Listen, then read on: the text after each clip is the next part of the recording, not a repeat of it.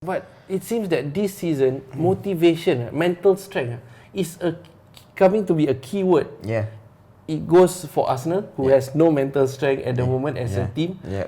It goes for Liverpool, who will never give up until even the extra time after the final after the full time 90 minutes. Right, they never give up, and it goes for Manchester City as well. I think for Manchester United, the mental strength is with Ole. Yeah. How he can? Because he's so strong. He is pulling the team together.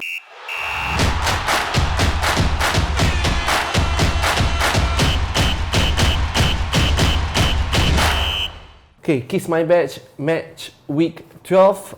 Next, we are previewing Spurs versus Sheffield United. Sheffield United is 6 on the table. Yeah. So we have to talk about them. They have to talk about them. Yeah. Surprisingly they are 6 with 16 points. Yep. Spurs is 11 with 13 points. But so if you were to look at the stats, right, both teams have played each other 6 times. 6 times. Okay. 6 times. Yep.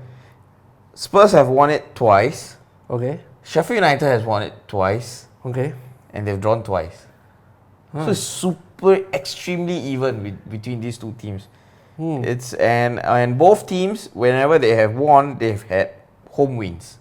So now they have won against each other away. Okay. So it's quite an even, considered even lah. Yeah, but then of course, then for the fans who are on stats, right? If you look at the stats, the last time Sheffield United beat Tottenham was back in 2007, and then 2006 was the second last, and then the third last ever they've met was a draw, and that was back in 1994. So we're talking about ancient stats here. Well, I think Spurs have not been performing well.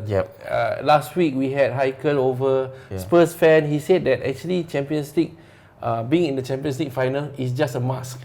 They have been playing badly, and they are playing relegation quality kind of football for the last 10 That's games. a bit. I mean, I felt like that was kind of harsh.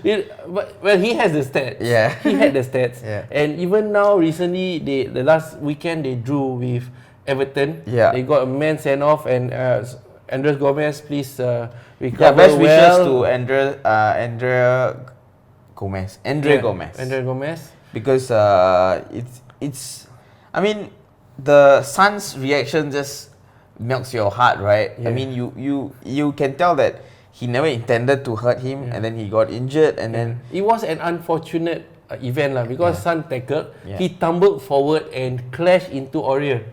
So that, I mean, even though the tackle triggered it, it was not the killer tackle. Son.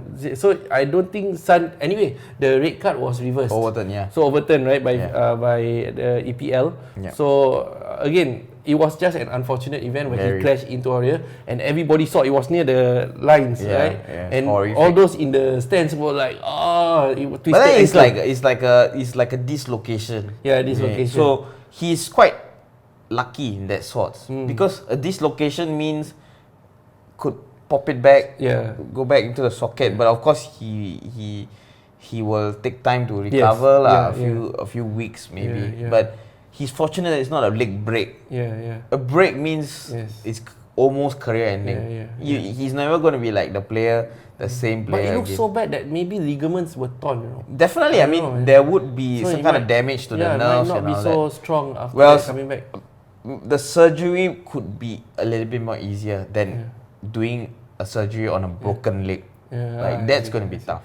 Spurs were unlucky as well. Got red card, Son, and then after that Everton equalised 1-1. But they were not playing that well anyway. Everton is not great either. Yes. Correct. They were not showing what they can do also. Despite having quite quality players. Honestly, they do have quite quality players. But Spurs didn't show that they were penetrative enough, or they were creative enough to, can go against Everton defense so easily. But no, they didn't.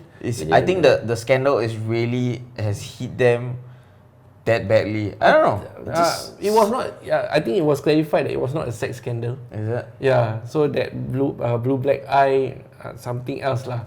But I think there is some unhappiness. Correct. There must be some in their camp. Yep. Yeah, I'm sure there's things happening where players are not happy. Yeah. Mentally, they are not ready. Yeah. And one good point was that Eriksen, right?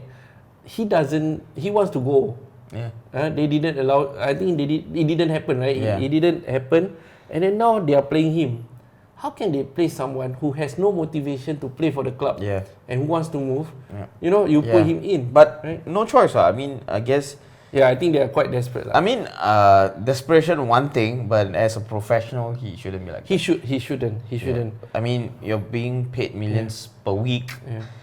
Come on, man. Like we could only imagine having such a fortunate to play your favorite sport and getting millions. Wait. Now that you brought this point up, let's just sidetrack a bit. So you're saying that if the manager does not come up to the lines and like pass on instructions or look worked up enough, they're not a good manager? No, I think they need. What I think is that when the team is going through a bad patch in a game, he has to do something instead of just sit down there. Right. And the only way he can relay the instruction is by shouting, right? Yeah. To do something. You cannot wait for half time. Things can happen in 5-10 minutes. Yeah. So that's what I mean. Right. Yeah? Okay. You know, if teams are being attacked, you know, you are Spurs and suddenly Everton, you are down to 10 men, Everton is starting to pile the pressure, you need to start shouting. You need to put in the pressure on your players and keep them focused. Okay, I get what you mean. Yeah. I mean, for me, like Klopp and Pep, they're the extreme. Yeah. Like for me, I just want a normal manager who just comes up and you see the thing about, like, you know, like for example, Alex Ferguson time. If he's unhappy, he will come down. But usually he's just sitting down. But if he's really like tipping point, his face becomes pink and like red, like as if he down some liquor or something. Like he's like bloodshot and everything. He comes down, he shouts at the referee, he shouts at players. He will give death stare and all that kind of thing. But that is when called for. But like Pep and Guardiola, they just do it because they want to, like, it's like, to me it's like almost like milking it. Like you just want reaction. Is it? Yeah, I just feel like they just do that because they crave that kind of attention. Not because they're really doing it. Oh, I'm giving you all this instruction, but it's just too dramatic. I don't see it like in that point of view. They just want to like angkat the fans, maybe. I don't know. Yeah, I don't know. I feel they are doing it right lah. Compared to Emery, maybe he start different lah. You know, but Emery shows a lot of emotions too. A lot of facial expressions. I don't quite agree lah. If he has a system in place, he doesn't need to manage every movement. He doesn't have to say pass there, move there, and all that, right? True. Just believe in the system lah. So I don't know. That's why Emery now 50-50. Important game against Leicester. If Arsenal lost that, maybe Emery might be out because of that. What is your score prediction? My score prediction would be, I would say this is going to be an easy game for Spurs lah. Spurs home, and Sheffield United again riding their luck. Eventually they would also. To me, they are not a top 10 kind of team yet, because I don't think they have that kind of quality in their players. So for me, it should be an easy game for Tottenham. I'm going for a 3-0. 3-0. I'm not that impressed with Spurs' performance. I would say if they can nick it, they will nick it 1-0.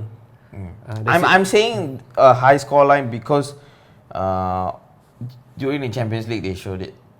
They did score pretty high away. And Son performed, right? Son scored two goals. Yeah. So, I mean, coming back from a huge victory on the road and then back home, they definitely have a point to prove, and they will just blaze it lah. I mean, Sheffield United. I think highly likely that Spurs would win lah at home. Yeah, easy win. Only what score line lah. Yeah, I don't think they will concede either. For me, it's like a 2-0, 3-0. Yeah, and hopefully VAR don't spend too long doing unnecessary things lah. Yeah. Spending 5-6 minutes just on Ali-Dali, drawing the lines, drawing the line lah, armpit lah, and handball which doesn't even, not even intentional dari Ali. Two defenders jumping with dari Ali, and he was just not looking anywhere. He just raised his arm, right? VAR spent 5 minutes. 5 to 6 minutes debating it.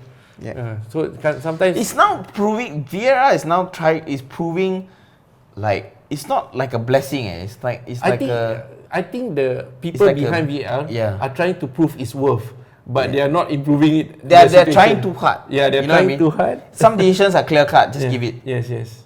Then think about it later. If you go back to like pre VAR, if the decision is not your way and it's being unfair, you just deal with it, suck it up, go on with it, right? There's no, you can't. I mean, some things you can appeal, like your red cards, your yellow cards, you can appeal. But if the score is against you and then you've been dealt very unfair, but you just move on, what? Yeah, I think it raises a whole lot of new problems with VAR. But I think VAR should be here to stay. It's just that it needs a lot of tweaking. I guess it needs conviction. If you're just gonna waste time trying to make it correct, you know what I mean? Like they try too hard to. Okay, offside. It's really offside. Come on, like, I show it to you. Whatever. That is too much already. That's too much already. You're trying too hard. Just give it. If you cannot, if you are just not convinced by that, then the technology has won. We have lost. We humans have lost. The game has lost. You're letting the technology win. Yes, correct. That's what Sepp Blatter, the previous FIFA president. That's why he didn't want VAR because he wanted to keep the human element. But we'll see how it goes. So VAR, a lot of improvement needed. So see you guys this weekend. Enjoy the weekend games.